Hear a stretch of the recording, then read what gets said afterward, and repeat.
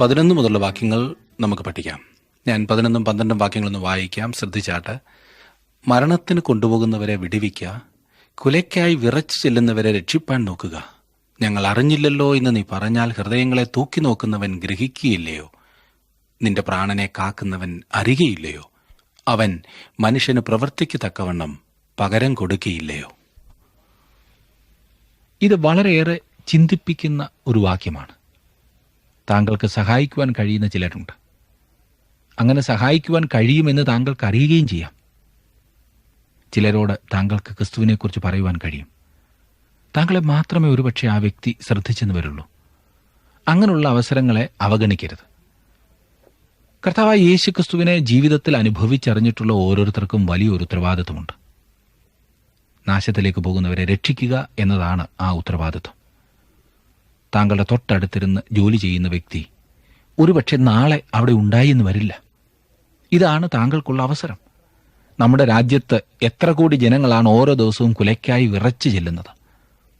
അവർ വാസ്തവത്തിൽ ആരിൽ നിന്നെങ്കിലും ഒരു സഹായം അർഹിക്കുന്നവരല്ലേ? ആരവരെ രക്ഷിക്കും? 100 ഉപാധി പറഞ്ഞ് നമുക്ക് രക്ഷപ്പെടുവാൻ ശ്രമിക്കാം. എന്നാൽ അതൊന്നും ഒരു ഉപാധി അല്ല എന്ന കാര്യം മറക്കരുത്. ഒരു ദിവസം നമ്മോട് കണക്ക് ചോദിക്കുമ്പോൾ നാം എന്തു മറുപടി നൽകും? ഞാൻ ആ അവസരം വെറുതെ കളഞ്ഞല്ലോ എന്ന് എത്രയെത്ര പ്രാവശ്യം താങ്കൾ കരുതിയിട്ടുണ്ട്. താങ്കൾക്ക് നേരിട്ട് പറയാവുന്ന ഇടത്തും താങ്കൾക്ക് പോകുവാൻ കഴിയില്ല എങ്കിലും മറ്റുള്ളവരെ അയക്കാവുന്ന ഇടത്തും പാർക്കുന്ന എത്രയെത്ര ആളുകൾ. നാം മറ്റുള്ളവരെ അയക്കുന്നതിലും താല്പര്യമുള്ളവരായിരിക്കണം. ഇത് നമ്മുടെ ഉത്തരവാദിത്വമാണ്. നമുക്കുള്ള സമയം, നമുക്കുള്ള കഴിവുകൾ, സമ്പത്ത് ഒക്കെ അതിനായി നാം ഉപയോഗിക്കണം. ഹൃദയങ്ങളെ തൂക്കി നോക്കുന്നവൻ യഹോവയായ ദൈവമാകുന്നു. ഉപാധികൾ പറഞ്ഞ് നാം മാറുവാൻ ശ്രമിച്ചാൽ ദൈവം അതും അറിയും.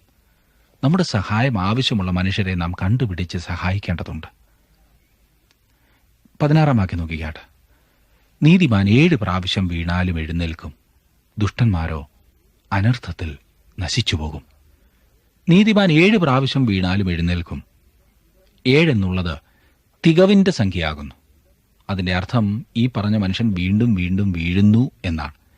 എന്നാൽ നീതിമാൻ വീണ്ടും എഴുന്നേൽക്കും. അപ്രകാരത്തിലുള്ള ഒരു മനുഷ്യനെ താങ്കൾക്കറിയാമോ? ശിമോൻ പത്രോസ് അങ്ങനെ ഒരാളായിരുന്നു.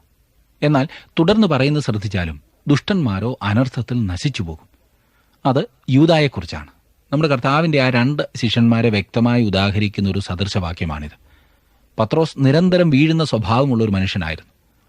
അവൻ വെള്ളത്തിന്മേൽ നടക്കുവാൻ ശ്രമിച്ചപ്പോൾ പരാജയപ്പെട്ടു എന്ന് നാം പറഞ്ഞേക്കാം. അപ്പോൾ അവൻ പരാജയപ്പെട്ടു എന്ന് ഞാൻ ചിന്തിക്കുന്നില്ല. കാരണം അവൻ വെള്ളത്തിന്മേൽ നടക്കുകയുണ്ടായല്ലോ. യേശുവിൻ്റെ അടുത്തേക്ക് വരുവാനാണ് അവൻ വെള്ളത്തിന്മേൽ നടക്കുവാൻ തുടങ്ങിയത്. എന്നാൽ അവൻ അവൻ്റെ കണ്ണുകൾ കർത്താവിങ്കിൽ നിന്നും മാറ്റി ഇരമ്പുന്ന തിരമാലകളെ അവൻ നോക്കുവാൻ തുടങ്ങിയപ്പോൾ അവൻ താഴുവാൻ തുടങ്ങി. എന്നാൽ കർത്താവ് അവനെ പിടിച്ചുയർത്തി. അവർ 2 പേരും കൂടി പിന്നെ നടന്ന് പടകിലേക്ക് പോയി. എന്നാൽ കർത്താവിനെ അറസ്റ്റ് ചെയ്ത രാത്രിയിൽ പത്രോസ് വീഴുകയുണ്ടായി. അവൻ അവൻ്റെ കർത്താവിനെ 3 പ്രാവശ്യം തള്ളിപ്പറഞ്ഞു. വീണ്ടും വീണ്ടും വീണ്ടും പത്രോസ് കർത്താവിനെ പരാജയപ്പെടുത്തി. എന്നാൽ അവൻ എല്ലായ്പ്പോഴും എഴുന്നേറ്റ് കർത്താവിനോട് ചേർന്ന് മുൻപോട്ട് പോയി. അത് അവൻ്റെ വിജയമായിരുന്നു. നമുക്ക് നമ്മുടെ സ്വർഗീയ പിതാവിൻ്റെ അടുത്തേക്ക് വീണ്ടും വീണ്ടും ചെല്ലാവുന്നതാണ്. അതൊരു വേലയാക്കാതിരുന്നാൽ മതി.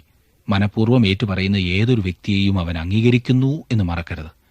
അവൻ നമ്മെ കഴുകുന്നു. അവിടുത്തെ ക്ഷമ എത്ര അധികമാകുന്നു എന്ന് നാം ഓർത്തിരിക്കണം. 17 വാക്യത്തിൽ നാം കാണുന്നത്, നിന്റെ ശത്രു വീഴുമ്പോൾ സന്തോഷിക്കരുത്, അവൻ ഇടറുമ്പോൾ നിന്റെ ഹൃദയം ആനന്ദിക്കരുത്. താങ്കൾക്ക് വാസ്തവത്തിൽ ഇഷ്ടമില്ലാത്ത ആർക്കെങ്കിലും എന്തെങ്കിലും ദോഷം സംഭവിച്ചു എന്ന് കേൾക്കുമ്പോൾ, അവൻ അങ്ങനെ വന്നാൽ പോരാ, അവൻ അങ്ങനെ സംഭവിച്ചതിൽ ഞാൻ സന്തോഷിക്കുന്നു എന്ന് താങ്കൾ പറഞ്ഞു പോകാറുണ്ടോ? ഞാൻ ഒരിക്കലും അങ്ങനെ പറഞ്ഞിട്ടില്ല എന്ന് സമർത്ഥിക്കുവാൻ വരട്ടെ, അങ്ങനെ പറഞ്ഞു പോകും.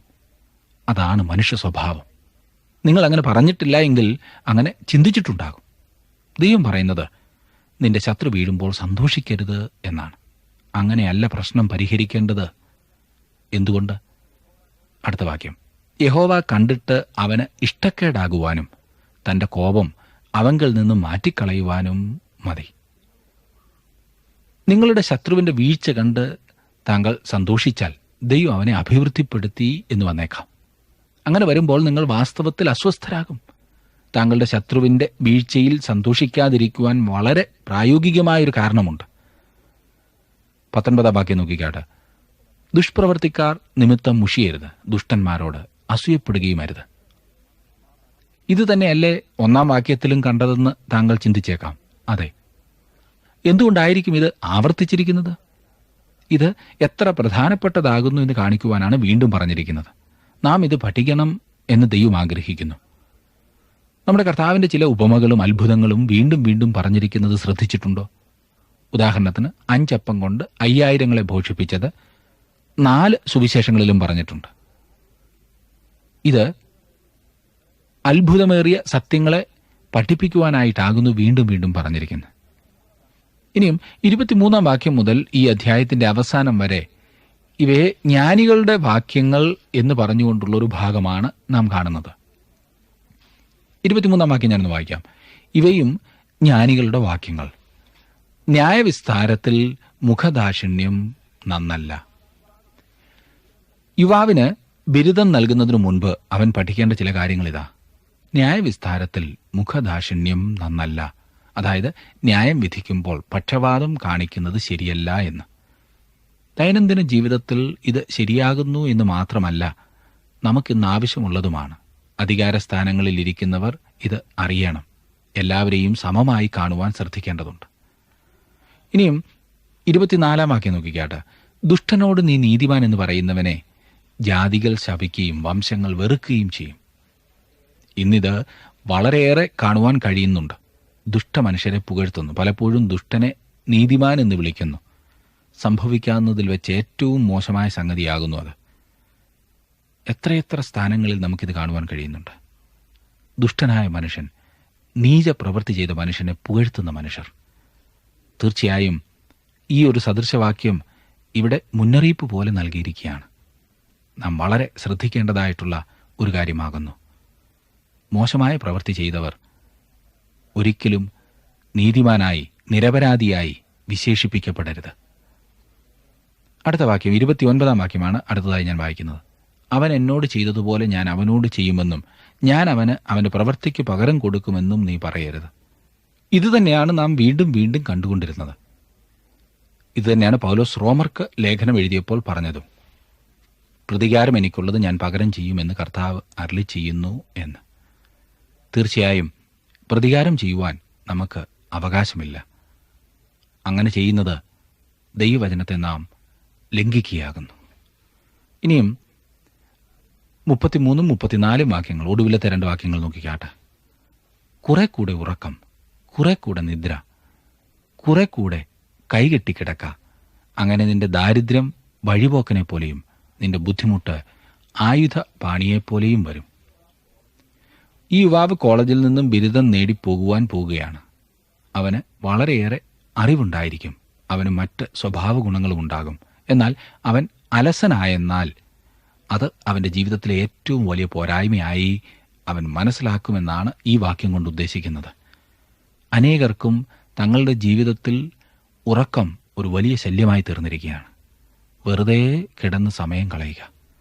അങ്ങനെ വരുമ്പോൾ ദാരിദ്ര്യം വഴിപോക്കനെപ്പോലെയും ബുദ്ധിമുട്ട് ആയുധപാണിയെപ്പോലെയും വരും. ഒരു 6 മണിക്കൂർ വരെ ഉറങ്ങുന്നതിൽ യാതൊരു തെറ്റുമില്ല.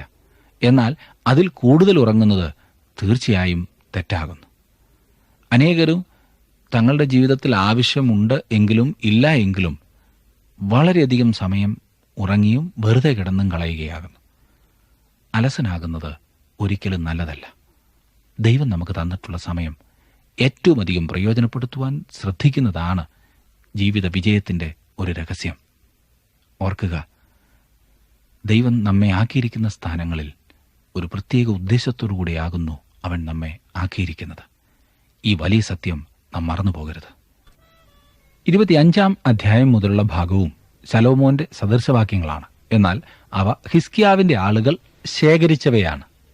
ഒന്ന് ശ്രദ്ധിച്ചാലും 25 അധ്യായത്തിന്റെ ആദ്യത്തെ 2 വാക്യങ്ങൾ ഇവയും ശലോമോന്റെ സദൃശവാക്യങ്ങൾ.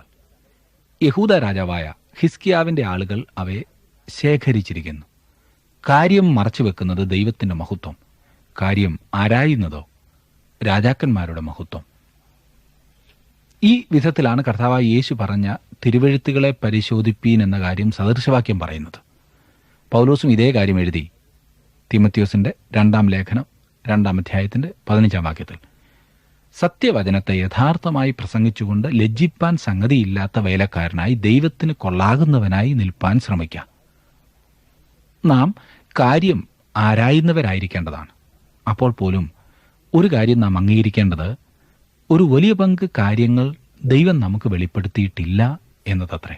അഥവാ അവൻ വെളിപ്പെടുത്തിയിരുന്നെങ്കിൽ നമുക്ക് മനസ്സിലായേനേമോ എന്ന് ഞാൻ സംശയിക്കുന്നു. അവയൊക്കെ മനുഷ്യന്റെ മനസ്സിലാക്കുവാനുള്ള കഴിവുകൾക്കപ്പുറമാണ്. യെശയ്യാപ്രവചനം 55-ാം അധ്യായത്തിന്റെ 9-ാം വാക്യത്തിൽ അവൻ അത് വ്യക്തമാക്കിയിരിക്കുന്നത് ഇപ്രകാരമാണ്: ആകാശം ഭൂമിക്ക് മീതെ ഉയർന്നിരിക്കുന്നത് പോലെ എൻ്റെ വഴികൾ നിങ്ങളുടെ വഴികളിലും എൻ്റെ വിചാരങ്ങൾ നിങ്ങളുടെ വിചാരങ്ങളിലും ഉയർന്നിരിക്കുന്നു. എന്തായിരുന്നാൽ തന്നെയും ദൈവം നമുക്ക് വെളിപ്പെടുത്തി തന്നിട്ടുള്ളവ നാം പഠിക്കണം, നാം അത് പരിഗണിക്കണം. നാം ദൈവവചനം ആരായുന്നതും അത് പഠിക്കുന്നതും വളരെ പ്രധാനപ്പെട്ട കാര്യങ്ങളാകുന്നു. 3-ാം വാക്യം നോക്കിക്കാട്ടെ.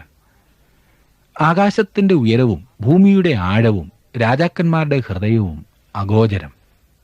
നമ്മുടെ ഭരണാധികാരികൾ ചെയ്യുന്നത് എന്തെന്ന് ചിലപ്പോൾ നമുക്ക് യാതൊരു പിടിയും കിട്ടില്ല. ഒരുപക്ഷെ അവർക്കതിന് ന്യായീകരണം ഉണ്ടാകും. കാരണം നമുക്കറിയുവാൻ പാടില്ലാത്ത കാര്യങ്ങൾ അവർക്കറിയാവുന്നതാണല്ലോ. അതുപോലെ ദൈവത്തിന്റെ വഴികളും നമുക്ക് മനസ്സിലാകില്ല.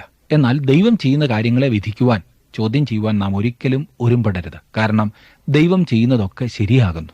അതാണ് ചെയ്യാവുന്ന ശരിയായ കാര്യം. അതുകൊണ്ടാണ് അവൻ അങ്ങനെ ചെയ്യുന്നത്. 4-5 വാക്യങ്ങൾ നോക്കിക്കാട്ടെ.